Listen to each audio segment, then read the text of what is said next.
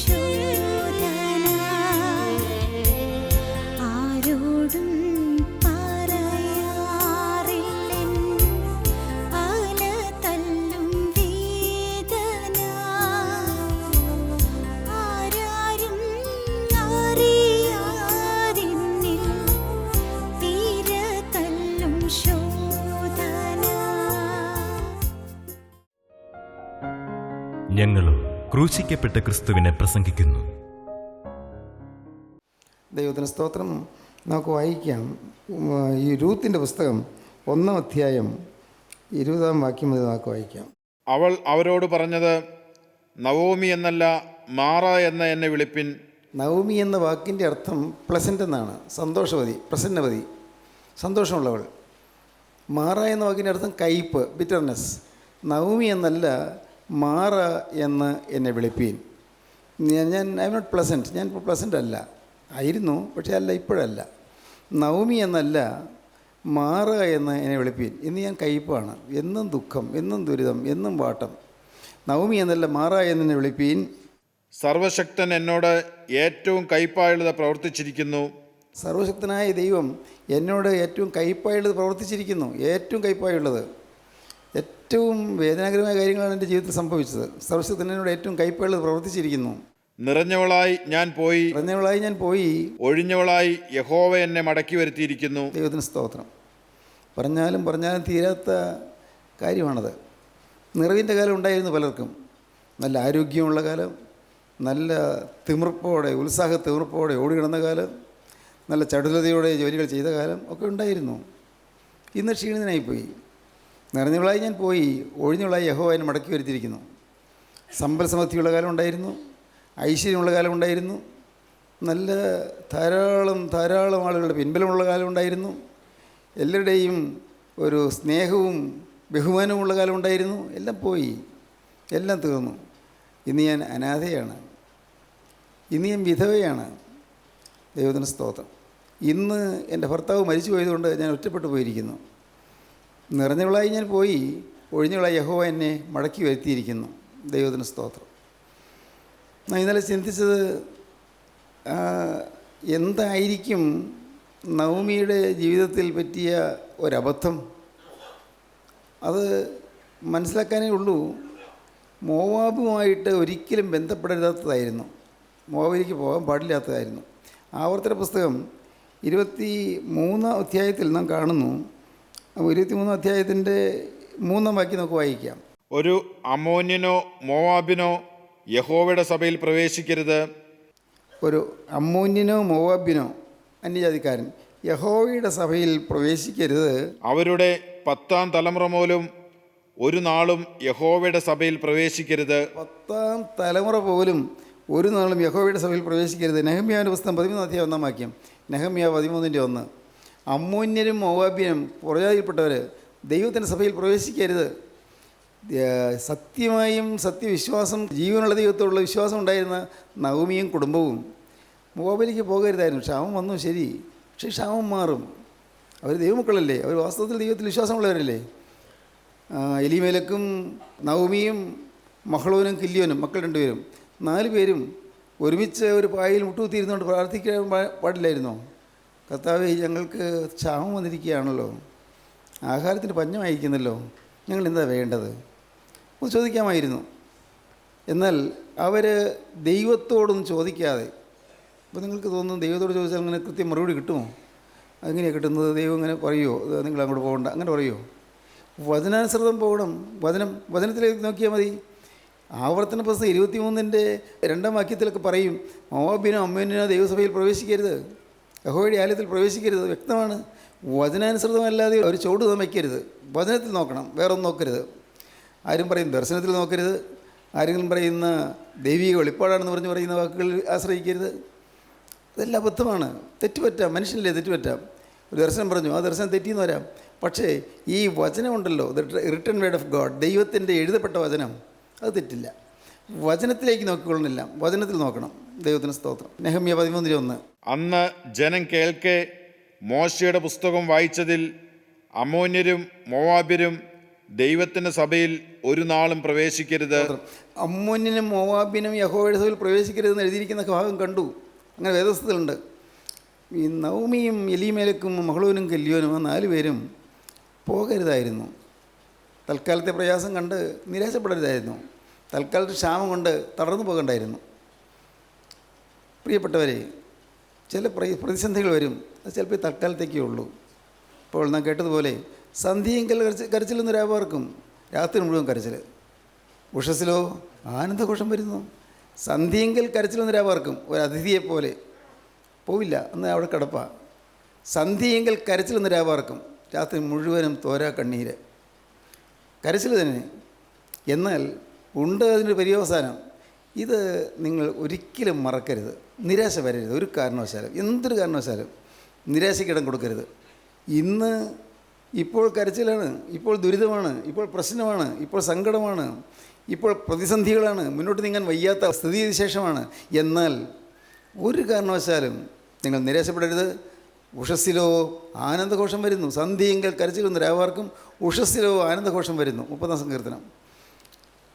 ഇവിടെ ആ ഉഷസ്സിന് വേണ്ടി കാത്തിരിക്കണം.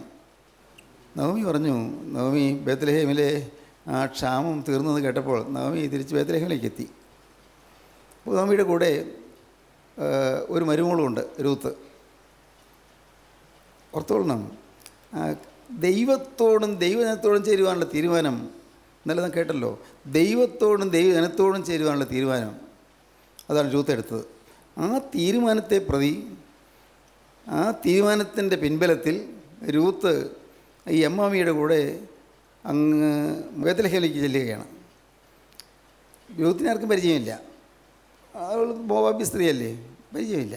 പക്ഷേ നവമി എല്ലാവർക്കും പരിചയമുണ്ട്. അയ്യോ നവമി പോയല്ലോ എന്ന് പറഞ്ഞ് ഭാരപ്പെട്ടിരുന്ന പലരുണ്ട് അവിടെ. നമ്മുടെ നവമി പോയില്ലേ, അങ്ങ് അവൾ മോവാബിലേക്ക് അങ്ങോട്ട് പോയി, കഷ്ടം, പോയല്ലോ എന്ന് പറഞ്ഞ് ഭാരപ്പെട്ടിരിക്കുന്നു. നവമിയുടെ ഭർത്താവ് മരിച്ചു പോയത് നാട്ടുകാർ അറിഞ്ഞിട്ടില്ല, ബേത്ലഹേമിലുള്ളവർ അറിഞ്ഞിട്ടില്ല. നവമിയുടെ മക്കൾ 2 പേരും മരിച്ചു പോയത് അറിഞ്ഞിട്ടില്ല. അവർ 4 പേരും പോയി. നവമിയും ഭർത്താവും മക്കൾ 2 പേരും, 4 പേരും പോയി. മരിച്ചതൊന്നും അറിഞ്ഞിട്ടില്ല. പക്ഷേ നവമി വന്നപ്പോൾ എല്ലാവർക്കും വലിയ സന്തോഷം. കാരണം നവമി ആ നാട്ടിൽ ഒരു അനുഗ്രഹപാത്രമായിരുന്നു. നാട്ടിൽ സ്തോത്രം. അതും നിങ്ങൾ ചിന്തിക്കണം. ഞാൻ എൻ്റെ നാട്ടിലൊരു അനുഗ്രഹപാത്രമാണോ? ഞാൻ എൻ്റെ വീട്ടിലൊരു അനുഗ്രഹപാത്രമാണോ? ഞാൻ സമാധാന പുത്രിയാണോ? ഞാൻ ഒരു ആശ്വാസപുത്രനാണോ? നിങ്ങൾ ചിന്തിക്കണം. നവമി അവിടെ ഉള്ളവർക്കെല്ലാം ഒരു ആദരപാത്രമായിരുന്നു, ആദരവുണ്ടായിരുന്നു. നവമിയെക്കുറിച്ചൊരു ആദരവും ബഹുമാനമൊക്കെ ഉണ്ടായിരുന്നു. ദൈവത്തിന് സ്തോത്രം. നവമി തിരിച്ചു വന്നപ്പോൾ അവർ പറഞ്ഞു, ഇതാരാ, നവമിയല്ലേ ഇത്? അയ്യോ നമ്മുടെ നവമി വന്നല്ലോ, സന്തോഷം, ദൈവത്തിന് സ്തോത്രം. നമ്മുടെ ജീവിതത്തിൽ തിരിച്ചു വരുമ്പോൾ നമ്മെ സ്നേഹിക്കുന്നവർക്കൊരു ആഹ്ലാദം ഉണ്ടാകും.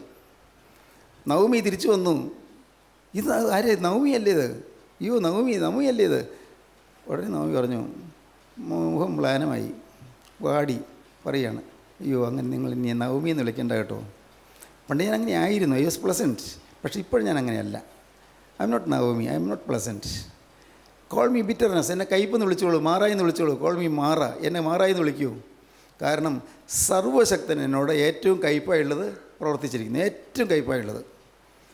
സഹോദരങ്ങളെ ചോദിക്കട്ടെ, നിങ്ങളുടെ ആരുടെയെങ്കിലും മനസ്സിലുണ്ടോ, ദൈവം എന്നോട് കരുണ കാണിച്ചില്ല, ദൈവം എന്നോട് സ്നേഹം കാണിച്ചില്ല, ദൈവം എന്നെ സഹായിച്ചില്ല, എൻ്റെ കാര്യം ദൈവം നോക്കിയില്ല എന്ന് ആർക്കെങ്കിലും ചിന്തയുണ്ടോ? ഉണ്ട്, പലർക്കും ഉണ്ട്. എങ്കിൽ എൻ്റെ കാര്യത്തിൽ കർത്താവ് എന്തുകൊണ്ടോ കർത്താവ് കരമെടുത്തില്ല, എൻ്റെ ഈ പ്രശ്നത്തിൽ കർത്താവ് ഒന്നും തൊട്ടില്ല. എന്തുകൊണ്ടാണാവോ? ഞാനത്ര ഭാവിയായിട്ടായിരിക്കും ഇങ്ങനെയൊക്കെ സമാധാനം കണ്ടെത്തും. അല്ല പ്രിയരെ, അങ്ങനെയല്ല. ദൈവം ever loving and ever living, എന്നും സ്നേഹിക്കുന്നു, എന്നും ജീവിക്കുന്നു. സ്തോത്രം. എന്നും എവർ ലവിങ്, എന്ന് സ്നേഹിക്കുന്നതിനാണ് ദൈവം. ഹല്ലേലൂയ, ദൈവത്തിന് സ്തോത്രം. നിങ്ങൾ മനസ്സിലാക്കൂ, എന്നും സ്നേഹിക്കുന്നതിനാണ് ദൈവം.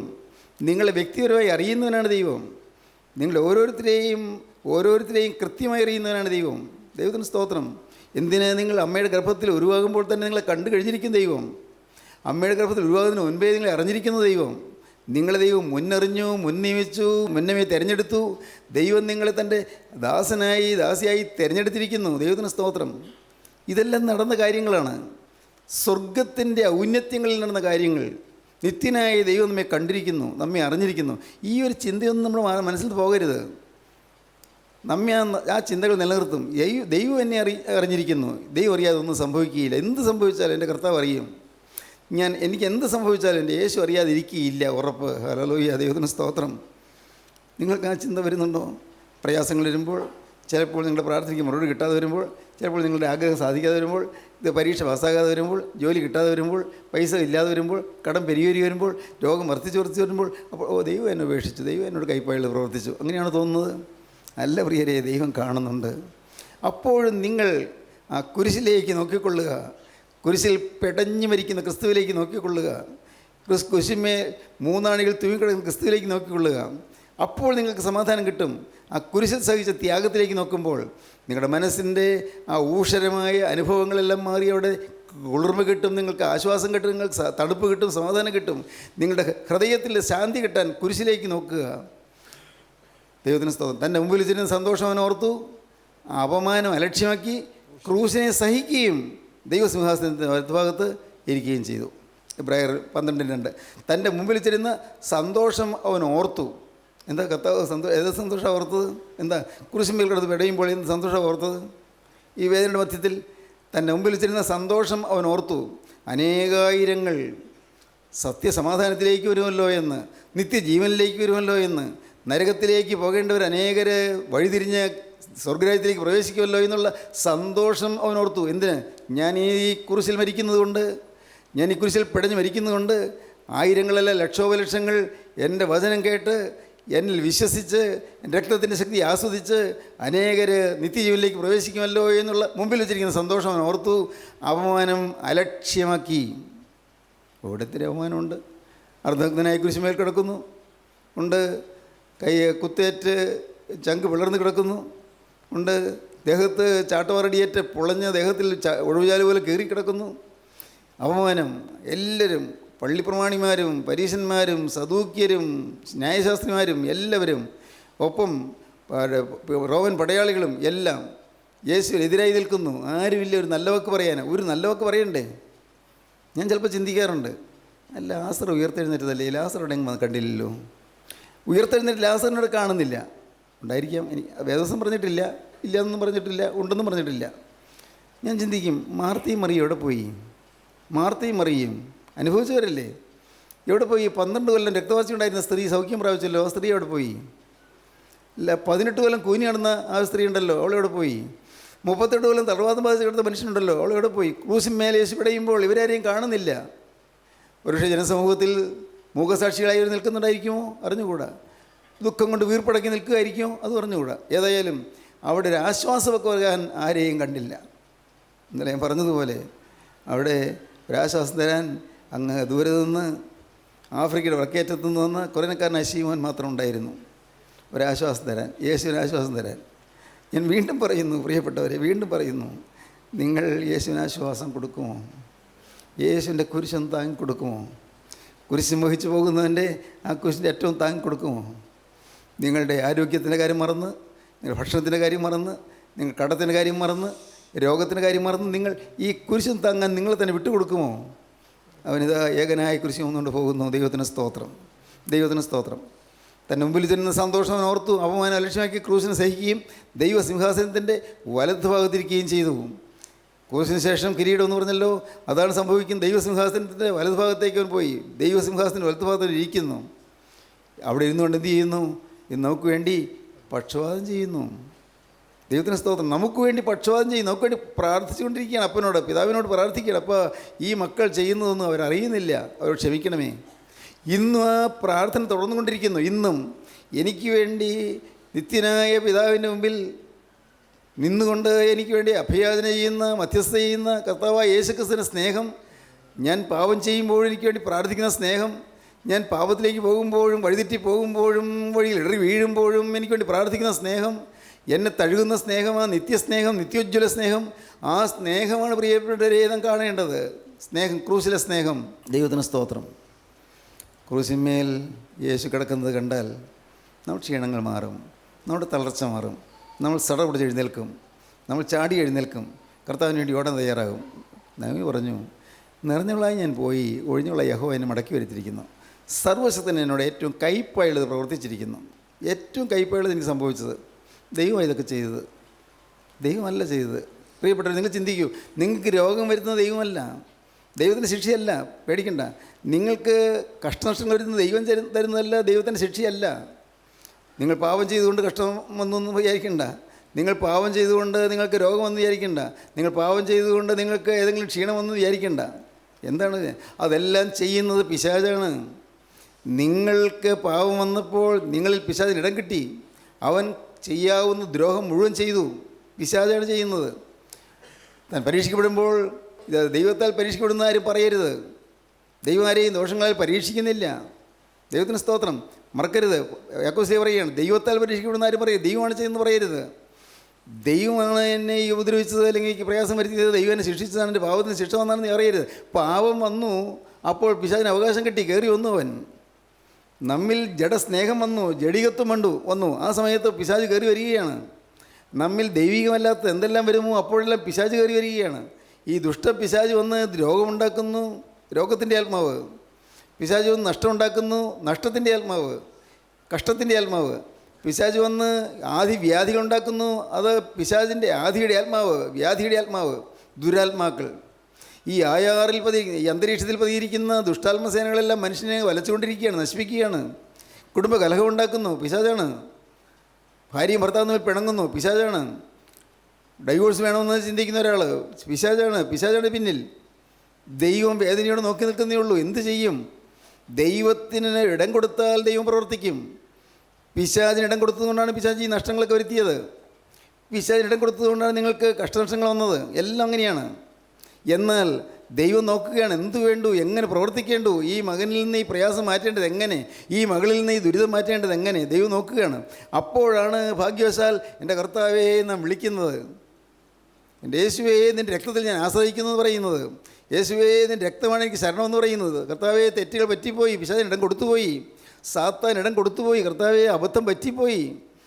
നാം ദൈവത്തോട് നിലവിളിക്കുന്നു. സ്തോത്രം.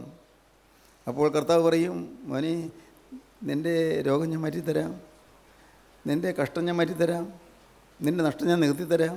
സ്തോത്രം. അല്ലെങ്കിൽ കർത്താവ് പറയും പൗലോസിനോട് പറഞ്ഞതുപോലെ, തൽക്കാലം അതവിടെ ഇരിക്കട്ടെ, എൻ്റെ കൃപ നിനക്ക് പോരെ, എൻ്റെ കൃപ നിനക്ക് പോരെ, എൻ്റെ കൃപ നിനക്ക് മതി, എൻ്റെ ശക്തി ബലഹീനതയിൽ തികഞ്ഞു വരുന്നു. സ്തോത്രം. അപ്പോൾ തൽക്കാലത്തേക്ക് ചിലപ്പോൾ രോഗം മാറ്റിയില്ല എന്നാലും കൃപ കൂടെ ഉണ്ടായിരിക്കും. മതി കൃപയുണ്ടായാൽ മതി. സ്തോത്രം. ഇടയ്ക്കിടയ്ക്ക് പ്രാർത്ഥിക്കും, കർത്താവേ നിൻ്റെ കൃപയുടെ കരം എൻ്റെ തലയിൽ നിന്ന് മാറരുത്, എൻ്റെ ശിരസിൽ നിന്ന് കൃപയുടെ കരം മാറരുത്, നിൻ്റെ തൃക്ക എൻ്റെ തലയിൽ നിന്ന് മാറരുത്. കർത്താവേ നിൻ്റെ സാന്നിധ്യം എനിക്ക് നഷ്ടപ്പെട്ടു പോകരുത്, നിൻ്റെ സാന്നിധ്യത്തിൻ്റെ പ്രകാശം എനിക്ക് നഷ്ടപ്പെടരുത്. എന്തെല്ലാം വന്നാലും ശരി കർത്താവേ, എന്ത് നഷ്ടം വന്നാലും ശരി, എന്ത് ലാഭം വന്നാലും ശരി, നിൻ്റെ കൃപയുടെ ആ തിരുസാന്നിധ്യം എന്നിൽ മാറിപ്പോകരുത്. നിങ്ങളും പ്രാർത്ഥിക്കൂ പ്രിയപ്പെട്ടവരെ, നിങ്ങളും പ്രാർത്ഥിക്കൂ. കാണാം ദൈവത്തിൻ്റെ കൃപ നിങ്ങൾ വന്ന് പൊതിയുന്നത്. ദൈവത്തിന് സ്തോത്രം.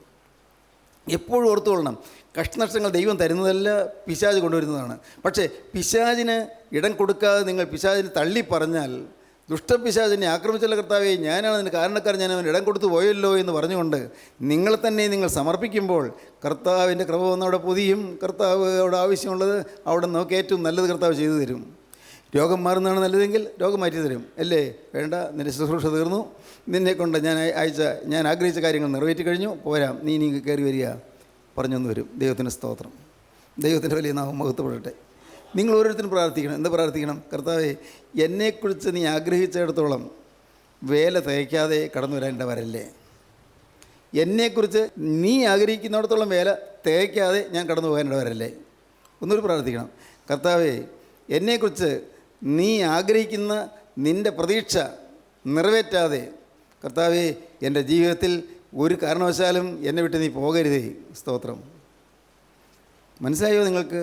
ജീവിതത്തിൽ യേശുവാണ് ഒന്നാമത്. യേശു മാത്രം. ഹല്ലേലൂയ. ദൈവത്തിന് സ്തോത്രം, ദൈവത്തിന് സ്തോത്രം.